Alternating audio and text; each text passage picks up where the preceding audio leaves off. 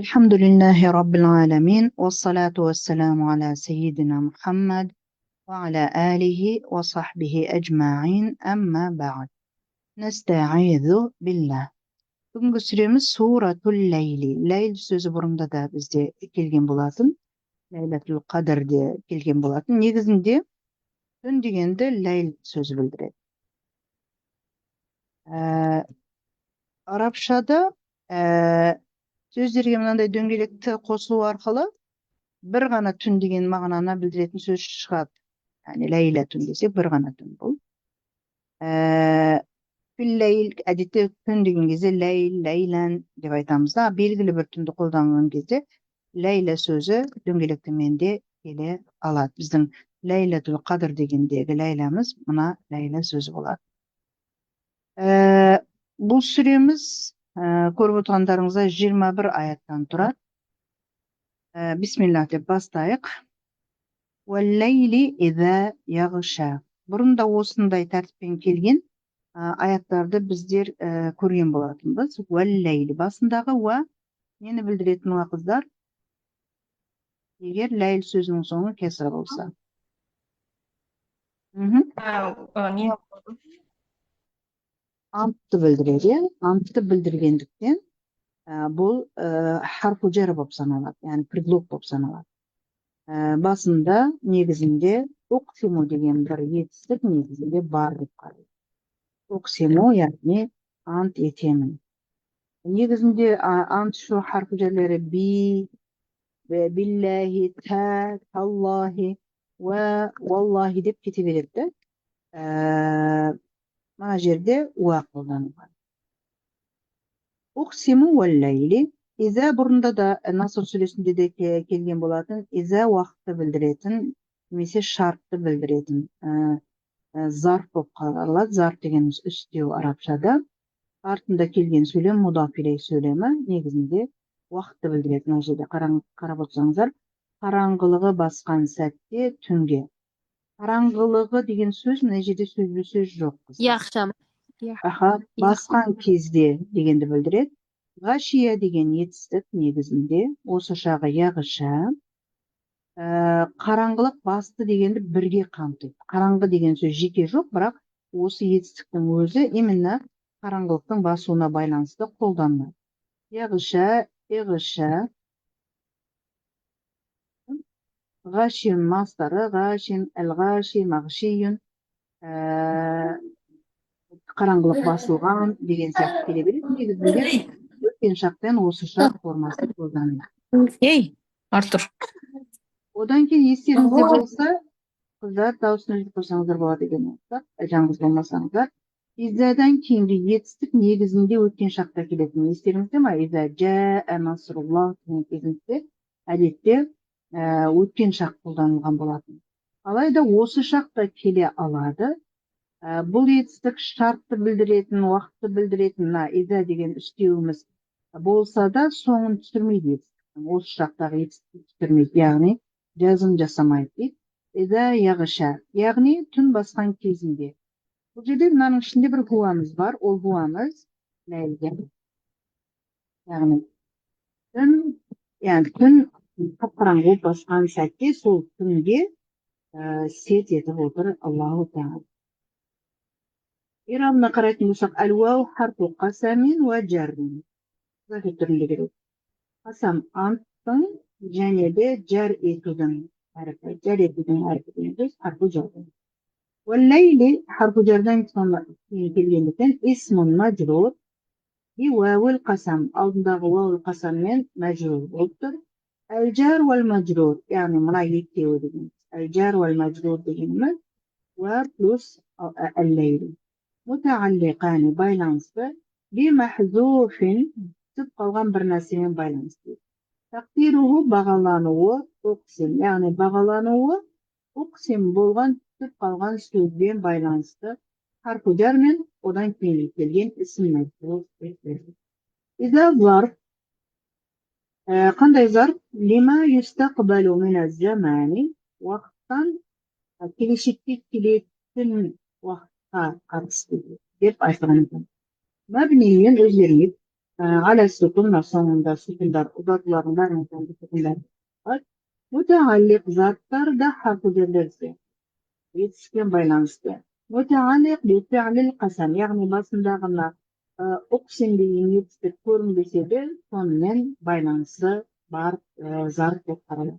Яғыша Arapçada fi'l mudari marfu'un normalde алдында bir län degan qo'shimcha bo'lmasa, bunun sonunda negizinde damma bo'ladi. Алайда әлсіз әріптің үстіне әліптің үстіне дамма қойылмайды. Сондықтан мұқаддара, яғни бар деп саналған, мына жердегі тақдир деген сөзді осы тілден шыққан. Бағалануы мынандай болған. Мына жерде бар деп саналған, бағаланған даммамен марфу болып тұр. Әл-фа'ил мустатир жаңа айттық, хуадан мақсатымыз әл-ләйл. Ләйл сөзіне қайт. Уа жумлат, bu izadan keyingi kelgan söylem fi mahalli jarrin bi idafati zarfi ilayha. Zarf yüzüne izafet yetilgenlikten jar mahallinde tur deb qaraladi. Al Қазақшада, Орысшада biz onu onda izafet ettiğimiz özelde бар deb ma'no жағынан qaramamiz. Bu i'rabına байланысты. Odan keyingi oyatlar da dal sonday formada жалғасуда. Mesela والنهار إذا تجلى والنهار إذا تجلى تجلى yetiştirmeye gerek. Bu negizinde basında sağ bolsa өткен şartı. Mümkün koymadığınızlar mümkün şartının şartları bu besin var. Tefa'ala deb keladi. So'nggi әріптің üstü әлсіз болғандықтан мәселе таққа қойылмайды. Fatha koyulmagan кезде алдындағы fathaға сәйкес я емес нүктесіз әлif мақсура қойылады. Тәжәллә. Мына жерде формула ятафәәлу болса, мына жерде негізі тәжәлләю болу керек еді. Қойылмайды. Алдындағы фатхаға байланысты әлif мақсура жазылады. Тәжәллә, ятәжәллә, әмірі тәжәллә, тәжәллин. Тәжәлли, мутәжәллән деп келеді. Анық ортаға шығуы, ашық түрде, анық түрде ортаға шығуы. Сонда, мына жердегі уәмізді қандай уә? Бұл неді? Атып деп қарауға болған сияқты. Мына жерде қараңыздар, атып деп қарапта алдыңғы аятқа қосып жерден. Атып деген сөз, алдыңғымен бірде қызмет атқарады деген сөз. Кесра болу себебі неліктен қыздар? Кесра болуы? Не majrur. Алдындағы уәға байланысты. Мына жердегі уәға байланысты.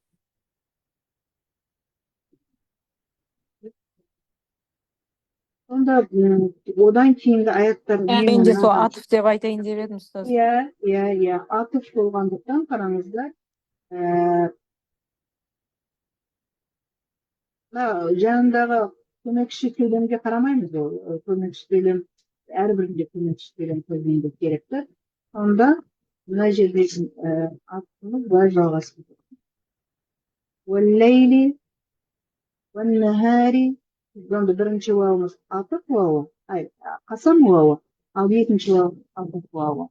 Мына жерде кесра қылып тұрған, мына уау емес, бұл уау арқылы мына сөзге бірыңғай мүше болғандықтан, однородный член болғандықтан, мынау мәжрур болатын болса, біз мысалы әлләй сөзіне исмун мәжрурун деп айтсақ, исмун мәжрур. Мына сөздегі де исм мәжрур деп айтуымыз керек, ол уже исм мәжрур демейді. Маътуфун дейді. Маътуфун дегеніміз атып етілген бірыңғай мүше ретінде алдыңғыға қосылған деген мақсатта. Маътуфун дейді, алдындағы мәжрур болса, бұл да мәжрур. Маътуфун мәжрурун деп i'раб етті. Иза тағы да зарф, бұл иза да бағанағы уқтимамен байланысты. Иза тәжәллә. Қарап отырсаңыздар, мына жерде осы шақ келген, негізінде көбіне өткен шақ келеді. Иза тәжәллә. Тәжәлләнің ішінде де арабтада хуа деген фәғілі бар. Ол қай сөзге қайтып тұр? Не ашық түрде ортаға шыққан кезде оған ант етеді. والنهار والليل ما Ya ennehar sözümüz bu cedegi vav'da bildirdik. Negizinde biz normalde eğer özümüz iza dep kelim kuragan bolsak, iza deyip odan keyin yetişti koldanamız milletimizde türde. Tecella deymiz. Odan keyin onun fa'ilin koyamız enneharu. Negizinde söylem osunday söylem. Bu şart söylem değil. Yani gündüz ortaga apaçık türde çıkkan кезде çıgatım bolsa degan siyaktı goy. Sonda nima ennehardi aldıga çıkarıp berdi. Onu antten aytты. Üstüde o aldıga çıkıp keткенден keyin уже кайталанбайт ол сөздөр адетте. Мынанын ичинде калып койду уже. Хуа соған сәйкес бүктелип тур го этапта. Бүктелип тургандыктан ичинде мына нахар бар деп карайм. Негизинде түбүрү кыздар жала ежду деген этсип кой бул. Жала ежду. Bir narsenin негизи мындай ашык ортага чыгуу бул сол мағынаны билдире берет. Өзүнүн мағынасы да анык ашык болду деген немесе түркчөдө жылалады деген сөз бар. Жылтыратты bir нерсени жылтыр болду, жарык болду, ашык болду деген маанасы бар да. Ама тефаана деген бапка өткөндө биртиндеп жарык болду, биртиндеп жарыгы ортага чыгуу. Мына өзү тефаана деген бап бираз курамында неге деп айтышат? Курамында мағынасында сондай мағынаны камтыйт. Мысалы біз тәалләмту лугатал арабия дейміз. Алимту деп айтпаймыз. Мен арабшаны білдім емес, мен арабшаны біртіндеп үйрендім. Өйткені үйрену бір пәсте болмайды, сондықтан тәалләмту деп айтамыз мысалы. Сол сияқты бұл жақта осындай біраз мағына бар. Сондықтан тәжәллә деген зәлә бірден ортаға шықса, тәжәллә біртіндеп ортаға анық түрде жарығы шыққан сәтте күндізге, қараңғылығы басқан сәтте күнге, ал жарығы ортаға шыққан сәтте жап-жарық болған кезде, онда күндізге ант етіп отырып қалмауы керек. Вауымыз әл-вау харфу атф. Ән-нахар исмун мағтуф қылып. Негізі исмун деп қолданбайды қазір грамматикада, мағтуфун деп кетеді. Ma'tufun alel leyl sözüne atfetiptir. Бірыңғай мүше болып тұр дегенді. Мәжрурun, ma'tufun мәжрур деп қысқаша етпеді. Bi вауил қасам, басындағы вауил қасаммен бұл да мәжрур болды. Иза зарф лима юстақбалу, лима дегеніміз негізі лилләзи деген. Лилләзи. То чему деген. Юстақбал придет в будущем, миназ заман из времени деген. Уақыттан келешекке келетін уақыт үшін дейді арналған зарф. Зарф дегеніміз үстеу. Бұл жерде уақыт үстеуін деп. Мәбни өзгермейтін сөз аласетон мутағаллиқ байланысты бифиалил қасам тағы да ант ішу етістігімен байланысты. Тәжәллә фиалин мадын мазылардың бәрі мәбни соңында негізі фәтха болу керек, алайда фәтхасы көрінбейтін фәтха болғандықтан әл-мұқаддар. على الألف ألفينز مناسبة والفاعل فاعل إشنده جاسرا تنطق مستتر تلغة ضمير تقديره бағалануы هو негізі мына жерде негізі сөйлем тұрда бағалануы هو болған жасырын есімдік яғни бастауышы деймізді бағалануы هو деп бағаланған жасырын замир. Ва жүмләт изадан кейінгі келген сөйлеміміз изафеттің екінші мүшесі болып саналады. Өйткені иза зар артындағы мудафилеттен артындағы сөйлеме изафет құрайды деп қаралады. Ва жүмләт тәжәллә қарап отырсаңыздар, тәжәллә фиал деп айтып отырған жоқ уже. Тәжәлләмен басталған сөйлем фи махалли жар, өйткені мудафиле мәжрур ғой. Би идафати зарфи илейха өзіне зарф izafet etilgendikten cer mahallinde